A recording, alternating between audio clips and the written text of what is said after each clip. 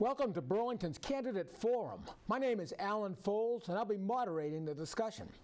I'm joined by a press panel to ask the questions. On my far right is Nikki Cadillac of Burlington Buzz, and to my near right is Chris Flaherty from B News. At this session, we focus on the race for Planning Board. We have 3 candidates for 5-year positions. Jeremy Harrington is a current member of the Zoning Board of Appeals. Jack Kelly, a Precinct 7, town meeting member and previously served on the Planning Board. Gregory Ryan is a town meeting member from Precinct 1. Welcome, everyone. I'm going to go over the ground rules. Here is how we will proceed. Each candidate will offer a 1-minute opening statement, and we've drawn lots for that order. After that, our press panel will ask questions of the candidates. Each candidate will have 90 seconds to answer. We'll alternate between members of the press and we'll rotate through the candidates for first response. Next, each candidate will ask one question of both of the other candidates with 90 seconds to respond. The questions must be answerable by both. Finally, each candidate will give a 2-minute closing statement. We'll use the same order as in the opening statements. The closing statement is the opportunity for rebuttals of statements made by other candidates if they wish. In the interest of covering as many subjects as possible, we'll keep a close watch on the time, so please frame your responses accordingly. Okay, I think we are ready to start. If everyone's all set, we begin with Mr. Harrington. Opening statement. Good evening, and thank you for all being here, whether you're watching, hosting, or producing this event. I'm Jeremy Harrington, and I'm running for a seat on the Planning Board because I believe thoughtful, community-driven planning is key to preserving what makes our town so great. I've built my life and my family here, bringing experience from managing small businesses to leading strategic initiatives in a major corporation. I've served on the Transportation Subcommittee. I'm currently a town meeting member, and I'm on the Zoning Board of Appeals. I always approach issues at hand with transparency, critical thinking, and a collaborative can-do attitude. Burlington is at a crossroads with housing affordability, traffic, office space utilization, green spaces, and local businesses all facing big challenges. These issues must be addressed with residents at the center, not just developers and special interest. I'll prioritize balanced growth, ensuring development respects Burlington's character while meeting all of our needs. Missed chances equal empty storefronts, and an unwinding of our commercial base disrupts the balance that makes our town special. With your vote, I bring enthusiasm, accountability, positivity, and a new voice. I truly believe we need to zone our future to own our future. Thank you very much. And now, Mr. Kelly, opening statement, 1 minute. Thank you, BCAT, for hosting this. As a 55-year resident of Burlington, I have seen how Burlington and this town has changed over the years. During those 55 years, I've been a very active member of our local government. I've served 36 years as a town meeting member, 17 years in the Planning Board, and 10 years on the Ways and Means Committee. In September of 2019, 2 years into my 4th term on the Planning Board, with the COVID virus raging and before board members were able to attend meetings by Zoom, I had to resign because I was needed at home as a caregiver for my wife, whose Alzheimer's disease had advanced to a stage it was no longer safe for me to go to meetings and leave her home alone. Now, with 2 long-serving and experienced planning board members not seeking re-election, the board is losing significant historical knowledge. With my many years of active service, I can help provide some of that historical knowledge. I have seen what has worked for the town and what has been unsuccessful. The town is now facing some serious challenges. I believe I can be an effective planning board member using my historical knowledge and experience together with my legal training, and I'm asking for your vote to return me to the Planning Board. Okay, thank you. And third, Gregory Ryan. Good evening, everyone, and thank you, BCAT, and Chris, and Nikki, and Alan. My name is Gregory Ryan, and I've been a town meeting member for 24 years and a member of the Zoning Bylaw Review Committee for the past 7. I grew up in upstate New York, along Lake Champlain, the second oldest of 7 kids. I married Maureen, a Burlington native, 29 years ago, and we've lived on Donald Road for the past 27 years. We have 5 children, Gregory, Robbie, William, Tommy, and Anna. The 4 boys, they've all finished or are in college, and my youngest, Anna, is an 8th grader at Marshall Simons. You can imagine with 5 kids, I've been actively involved in town sports, coaching baseball, spending countless hours, supporting my kids and freezing at the Ice Palace for hockey and figure skating. It is through my kids that I've gotten to know so many of you in our community. Professionally, I lead a business consulting firm where I assist clients in many industries. This experience allows me to bring well-rounded strategic perspectives to the planning board. If elected, I will advocate for development that supports Burlington's economic viability while being mindful of the needs of our residents. I'd be honored to have your support for one of the 2 planning board seats on April 5th and work together to continue to make Burlington an even better place to live and to thrive. Thank you. Thank you very much. We now move on to our question and answer period. For this, you have 90 seconds each. And our first question will come from Nikki Cadillac of Burlington Buzz. Chris Flaherty of BCAT. Apologies. Pass. Pass, all right. With the severe housing shortage and high housing costs, how do you balance filling the need for more housing versus keeping the single-family feel of the town? And we'll start with Mr. Kelly. I think we keep the single-family feel by where we place the multiple family units. You blend them in to areas where closer to business, and maybe a transition between business and single-family. That has been the plan for many years. The state has thrown a little wrench in that with the alternative dwelling units, and they're forcing the community to change its zoning, which is a little difficult, and it's a transition we have to work with. We can't change it, we have to work with it, and it's what we have to do. Okay, thank you. Same question, Mr. Harrington.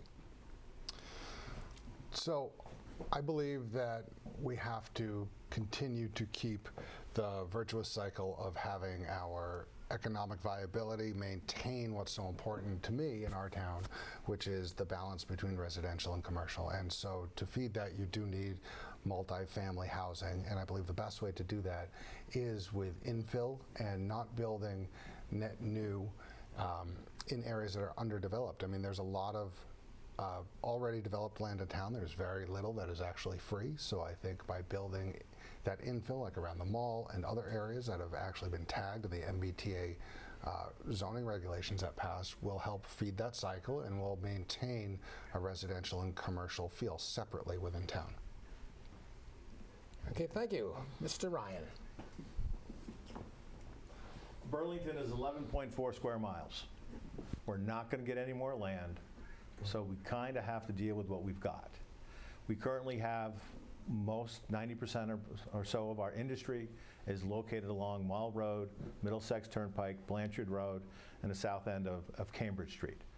If we want to continue to have our suburban, single-family feel to the community, the places I just mentioned where the commercial is going to have to be the places where we do the infill and add the multifamily housing to help with housing pricing and allow for more people to move into town. One way to do that, town meeting, we passed the mixed use in January, for which certainly right now centers around the mall. And another issue that we can do is we can remove parking lots and replace them with structured parking, which would leave more open space suitable for housing. Thank you. Okay, thank you. Our next question comes from Nikki Cadillac. Yes, sir. The town of Burlington faced a big inflection point in the 50s and 60s with the development of the 128 highway and with the development of the mall, the Burlington Mall. Now we are in kind of another inflection period with brick and mortar retail decreasing because of online shopping and with work at home increasing, and so fewer people coming into offices. What do you think are some opportunities and challenges for the town of Burlington during this transition period, and how will your leadership guide the town through those inevitable growing pains that are going to come with this change? And we'll start with Gregory. Wow, you start with a hard one.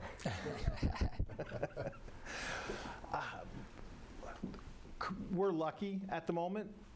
Our tax rate is $8.66.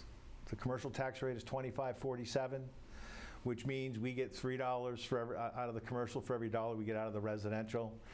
I think it's paramount that we maintain that. Therefore, the flip side to that is if for every square foot of commercial we lose, we need to have 3 square feet of residential to make up for it. And so the challenge is going to be what fits with what we have. From the planning board, we can make it easier and streamline the process to allow commercial properties to the leaseholders to fill their properties and to wherever it's already zoned to get their buildings built. From a retail standpoint, we need to focus on the experiential learning the experiential retail things, Golf Galaxies and the Kings Bowl and the movie theaters. You can't get those on the internet. So the things, the restaurants, Burlington is not large enough of a community to support all the restaurants that we have. So therefore, we need to do our best to drive traffic into town, be it either to the mall, not want to drive anybody to the hospital, but the hospital, and our commercial properties, we need to keep those filled because the more filled they are, wrap it up? the better we are. Okay, thank you. All right, next, same question to Jack. In the 50s, Burlington made a decision where they were going to locate their business section because of 128. And that is where we have our business. The message we need to send is that Burlington is still a good place to do business, and I think we did that in January when we showed that we were looking to attract businesses, support businesses with the proposed development on Mall Road.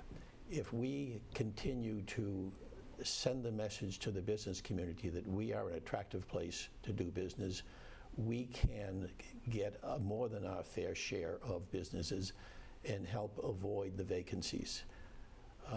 We have vacant office space. We have not seen the problem at the mall in our retail that many other communities have seen. There are malls around the country that are absolutely vacant.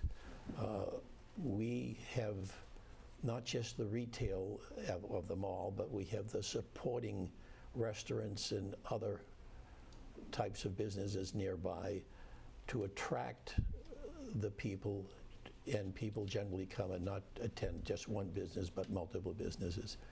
And that is our future, to continue to make Burlington a good business destination. Thank you. Okay, and Jeremy. So, great question.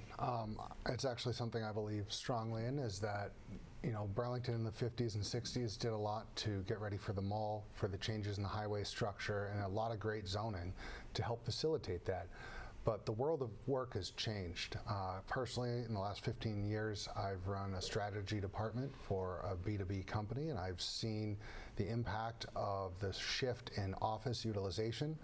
And I even have some problems hiring people, young people coming out of master's programs and PhD programs who are coming into the workforce, and when I try and hire them into Framingham, they're more comfortable where they can live. They don't feel there's as much there, and they don't feel as safe. Now, we are not Framingham. We have a safer community, we have better restaurants, but what we lack is housing that they can move into. And talking to Melissa Tentakoulis, I believe the number was somewhere between 30 and 40% of the residents at 3rd Ave work and live in town. And so that creates a virtuous cycle where the people who are living in these multifamily units are also spending money in town. Because pre-pandemic, you walk into a restaurant, they were busier during lunch. It was nice to have great restaurants that us residents could access in the evening that weren't busy because they were being fueled by the daytime traffic. So I really think we've got to work on the zoning to align it with what work-life balance has become and with what business has become. We have to take some learnings from Simon Property Group and what they've done at the mall, and A few more seconds. lean towards experiential retail. And we've got to be able to build multi-use housing to attract that virtuous cycle where the new residents also help feed into the commercial base we have to keep it going. Okay, thank you. The next question, we return to Chris. The Mixed Use Innovation District was approved at the recent town meeting after years of creation from our economic developer and much input from the community. What do you see the planning board's role is in development or redevelopment of this district? And we'll start with Mr. Harrington. So I think this is the economic development looking at a lot of what I just said and trying to find a solution to it, to zone to it, to put parameters around and restrictions around it so that capitalism takes hold and builds within those parameters what we think we want. And so I think in the planning board, those were guidelines. All the buildings still have to come by us and all the designs that fit this master plan to make sure that we're adhering to it and we're keeping a lot of the feel of what we have as a town.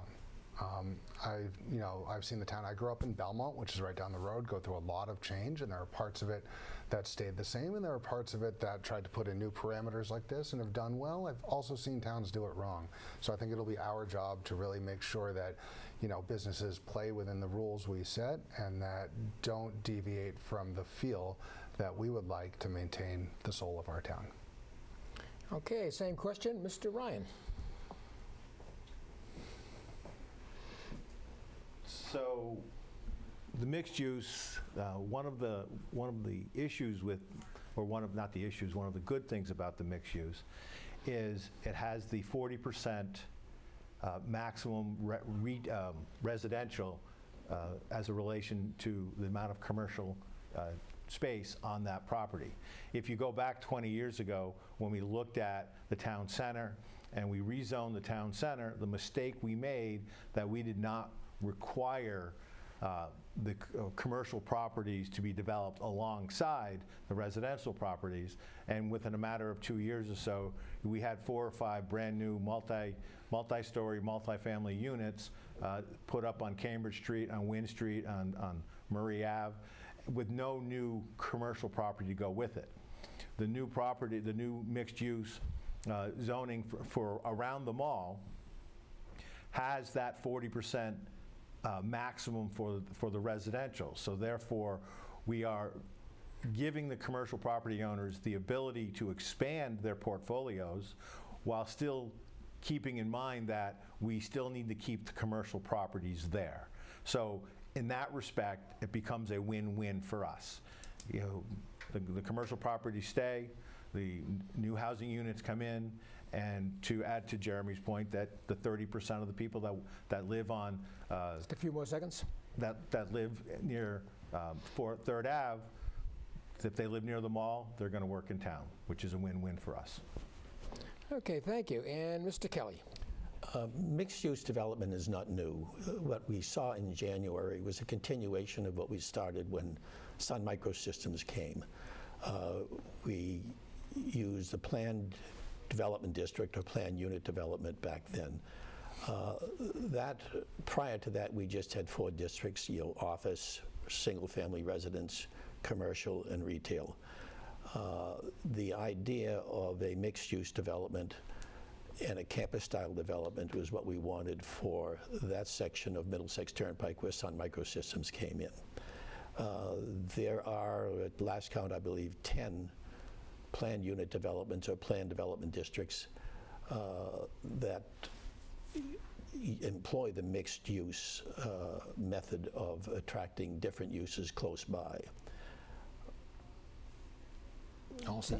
Sorry. I'm sorry, did you have something? No, continue. The use proposed at the mall and that part of Mall Road is a little different than the past planned development districts because it's not a completed proposal that comes before us. It is an idea that is asking people to buy into the idea. We set the rules, and if somebody wants to follow those rules, they can develop according to those rules. If they don't like it, they don't have to develop it. We're not requiring them. Just a few more seconds. We're not requiring them to do it in a particular way and have a completed proposal. That's the difference. Okay, thank you. We go back to Nikki for the next question. Thank you. What do you think that Burlington can and should do to improve public and private transportation infrastructure for both the residential, sort of north of Cambridge Street side of town and the commercial side of town? And we'll go right back to Jack Kelly for that answer. We had BCAT for a number of BCAT. The B-line? Beeline, yes, for a number of years, and that did not prove successful. The Senior Center has developed another type of thing in cooperation with Uber or that type of a thing for arrangement. Of course, the town has its vans that the Senior Center uses to transport people. As far as changing people from using their cars to go everywhere, I doubt that you're going to have much success in that these days. I'm sure each one of us sitting here came here in our own separate car. There is no public transportation to get us here. I don't think there is any magic bullet answer to changing people getting out of their cars. All set. Okay, Gregory Ryan. I agree with Jack. We're a small community. It would be nice to think that we could run, a small shuttle service that runs throughout town. We tried that with the B-line. Well, not that it didn't work. It didn't have enough usage in order to pay for itself. So unless we want to, as a town, subsidize some sort of transportation line, then having one stand on its own 2 feet is going to be a tremendous challenge. Can we make our streets more walkable? Sure. But in January, it doesn't matter how walkable the streets are, not many people are going to be walking them because it's just too cold and windy and rainy and snowy. And so one of the drawbacks to living in New England is you only get 8 or 9 months of the year where it's really advantageous to be outdoors. And so the walkability becomes an issue. We certainly don't want to have tunnels or pathways or that sort of thing. So unless we want to pony up the money to subsidize a transportation network, one's not going to work, at least not now. All right, and to finish off this question, Jeremy Harrington. So I agree with most of what has been said, except that I think there are opportunities. I think a great example, a few months ago, personally, I had to run to Crate and Barrel, I had to run an errand in the mall, and then as a family, we wanted to go over to 3rd Ave for dinner.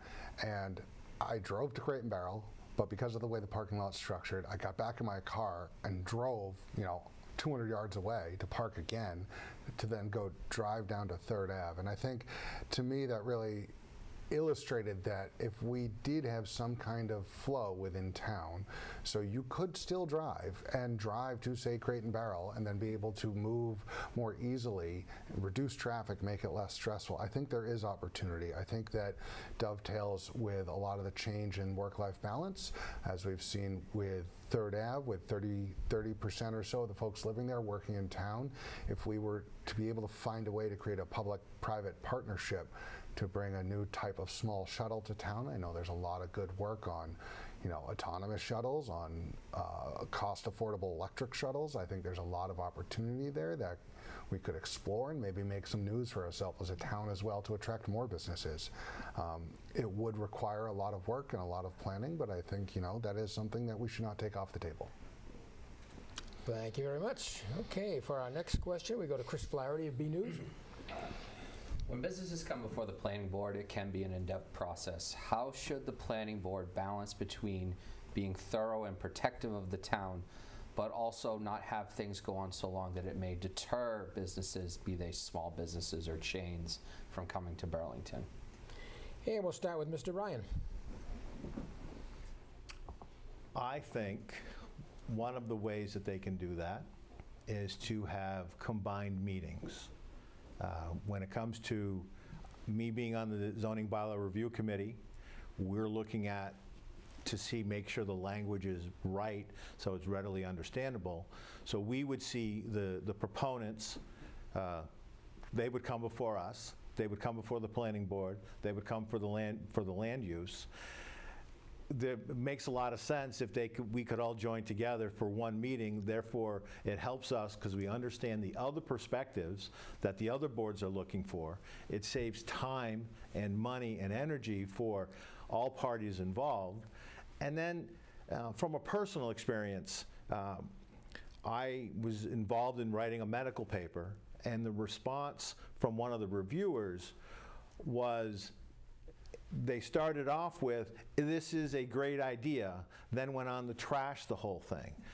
So what we can do as a planning board is, if somebody comes in with a great idea, instead of trashing it, and I'm not saying that they do it, but instead of trashing the idea, we say, in order for this to pass, we would like to see A, B, C, D, and E, and give them the bullet points that they need so that the next time they bring it back, they know it's going to pass, we know it's going to pass, or else we say no.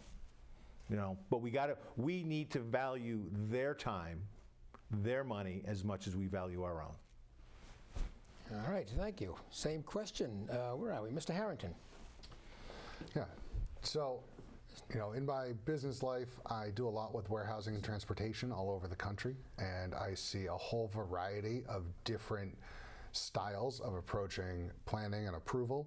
And I think one of the things that would be good is to simplify as much as we can, figure out where the pain points are, and do that without giving up anything as a community. I mean, we all live here because we like it here, and we don't want to change that. But we do have to figure out, how do we make it easier for businesses to get to the point, to be able to figure out what they need to do to get approval to move into town. I know there are some businesses that are hesitant, not only because of the planning process, but also because it requires some change from the planning board, and town meeting only meets 3 times a year, so we've got a longer cycle time to make those decisions in some other towns.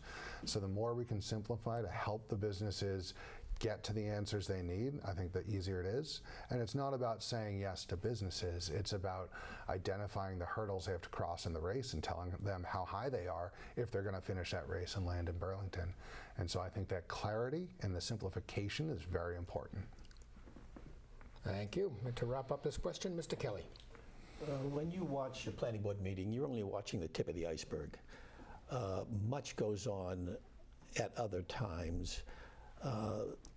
Prospective developers can meet with the planning staff to go over things and get all matters settled prior to coming to the meeting. But the planning board is not the sole decision maker in these decisions. The applicant circulates their proposal among many different departments, be it the Board of Health, Conservation Commission, DPW, the police traffic officer, the fire safety officer. There's many other people that the planning board has to wait to hear from, because all of the information from these different departments are incorporated into the final decision. The planning board alone does not make the decision. To ask all of the boards to meet at the same time, I don't think we have a room big enough. And we can't ask our DPW employees to come to the nighttime meetings if they've been working all day since 6, 7, 8 in the morning. It's a process. The proponents are accepting of it. They have to have their ducks in a row to make it work faster. And the planning board and the various departments will require them to have... 2 more seconds. To meet the requirements of our zoning bylaws in our rules and regulations. Okay, thank you. We have time for one more question in this section of the forum, and we turn to Nikki Cadillac of Burlington Buzz. Great, thank you. What do you see as the most important responsibility of the planning board, and why are you the best person for that responsibility? Yeah, we'll start with Jeremy.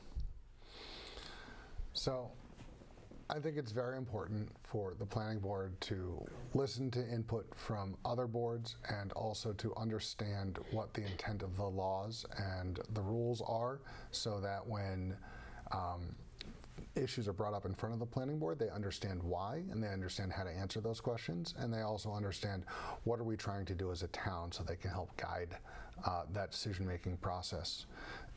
And so that's very critical, and I think what I bring to it is, you know, I moved to town 12 years ago. You know, in buying a house these days, my wife and I, we sunk our entire savings into putting a down payment down. That was our first commitment to town. We did a renovation on the house with a second mortgage. That was our second commitment to the town. We are here.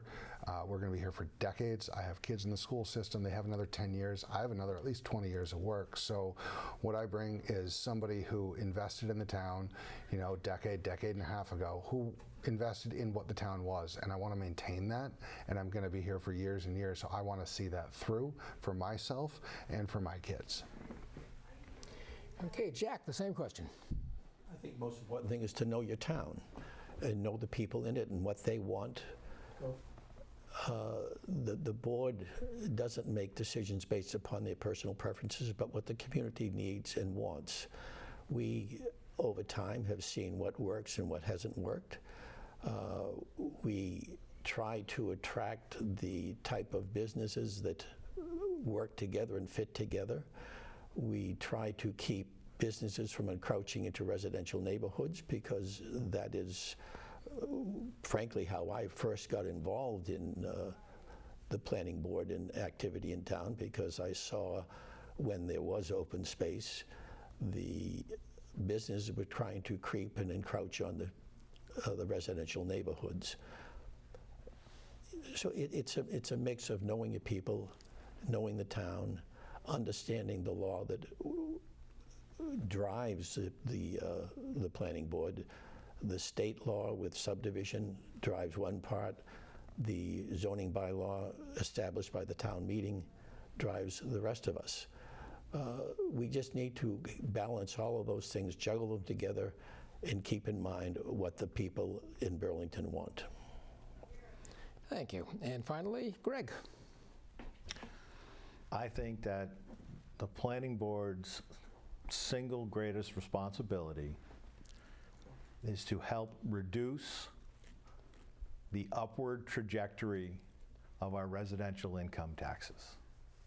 And we can do that by working proactively with commercial, by preserving our commercial base with a balanced growth approach that keeps the commercial where it is now and allowing for additional mixed-use residential buildings. Thank you. Okay, now we move into the next section where you each get to ask the other two a question. And you have 90 seconds to answer, just like in the last section. We'll start with a question from Jeremy. All right. So if there was anything about the structure of our town government you could change to help facilitate the planning board, you know, what would it be? And we'll start with Jack Kelly. Burlington's planning board is different than most planning boards.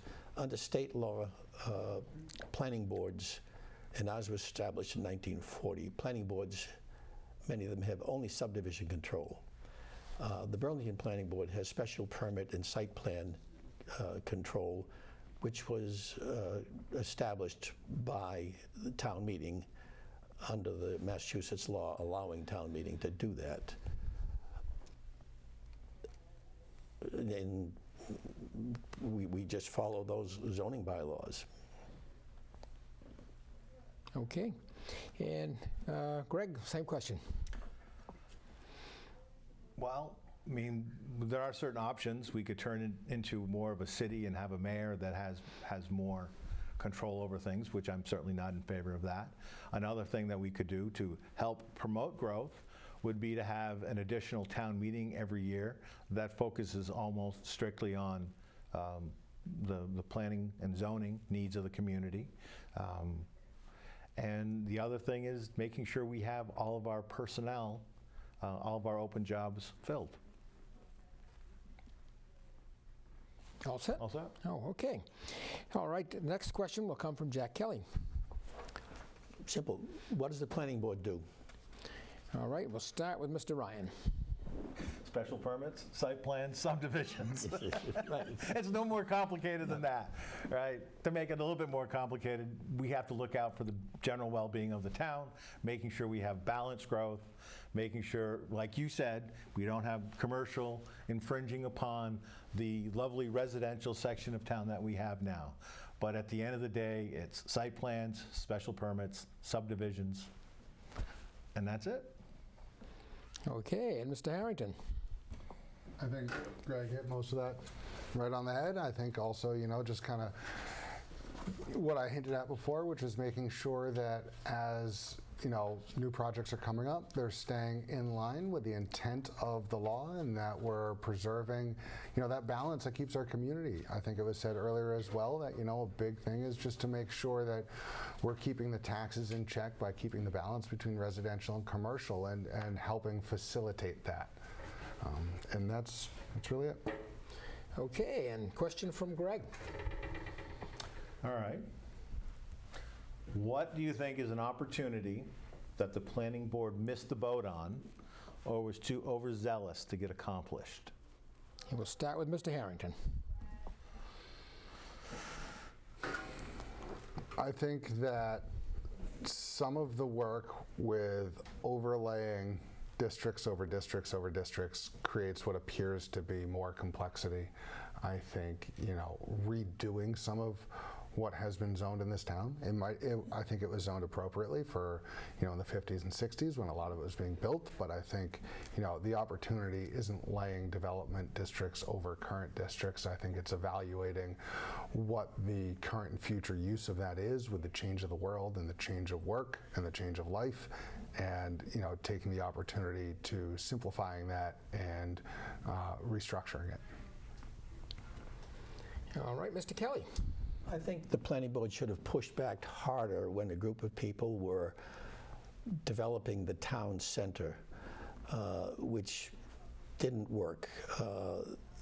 The people pushed that.